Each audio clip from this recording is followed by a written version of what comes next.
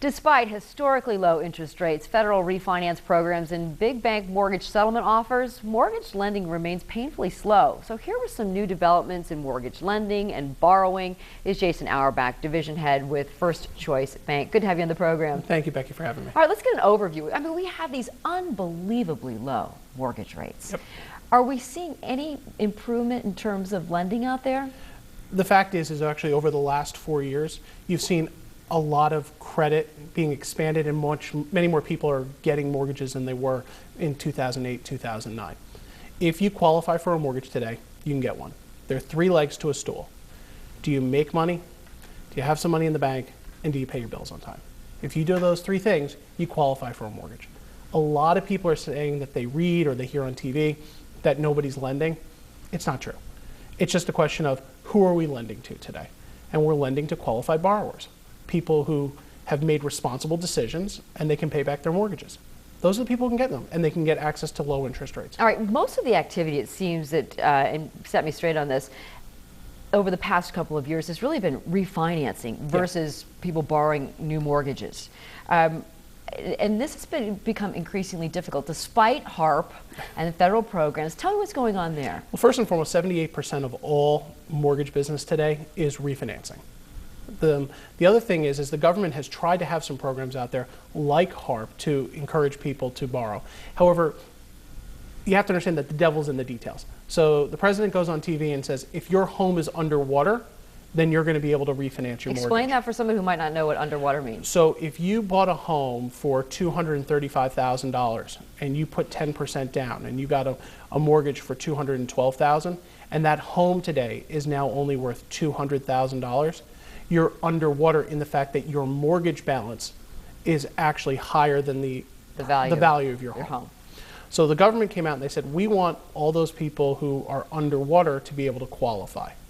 Well, the problem is that there are rules in place by Fannie Mae and Freddie Mac that don't encourage banks to lend to people who are too far underwater.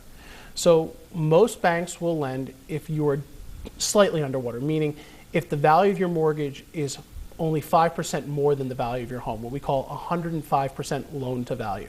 So if your loan is $105,000, your home's worth $100,000, most banks will engage in that transaction for Fannie Mae. Between 105% and 125% loan to value, again using our example of a mortgage worth $125,000 on a home worth $100,000, there are a lot of banks that will participate in that market, but not as many because you're taking on a lot of risk. And Fannie Mae and Freddie Mac are trying to push loans back onto the bank's books. So the banks are turning around, they're saying, well, why do we want to add that risk? If Fannie Mae is going to come up with a reason 3, 5, 7 years down the road that we're going to have to take this back on our books. How many consumers are actually getting these low interest rates, people who are not refinancing and people actually purchasing homes? The average credit score in America is actually over 700. That's the average? It's over 700. I think it's 705. Wow. Yeah. That's encouraging. Yes, it is. And the fact is if you've got a good credit score above a 700, in fact, even above a 680, you're getting access to historically low interest rates, 30-year fixed rate mortgages at 3.625%, in some cases even lower. If you have a credit score of 620, you are still going to get a decent interest rate. You may not get 3.625% on a 30-year fix, but you still have access to something either as 3.875 or 4%. The problem becomes when your credit score goes below a 620, what we used to historically call subprime mortgages. 5 years ago, those people could get interest rates that were similar to the general population. Today, they're not qualifying for those mortgages. So again, if you're paying your bills on time, coming back to one of our legs on the stool, then you're going to get access to those interest rates. The biggest misconception in the industry is that people hear these interest rates like 2.95%. Yeah. Well, again, I keep coming back to the same thing. What are the devils in the details? Understanding that a 30-year fixed rate mortgage where your interest rate is guaranteed for the entire life of the loan, that's going to be a slightly higher interest rate than a 30-year mortgage where the rate's only guaranteed for 5, 7, or just 10 years, adjustable rate mortgages. So whenever you're talking to somebody, make sure that you understand exactly the type of loan that you're getting. And very briefly, you hear some horror stories recently about getting stuck in underwriting. And underwriting has become so strict that it takes forever to make it through the loan, to make it through the process. One of the biggest misconception? Not completely. It depends on the bank that you're working with, because if you have a large bank that's taking in hundreds of thousands of applications every single day, there are only so many underwriters and processors at the firm, and things take time.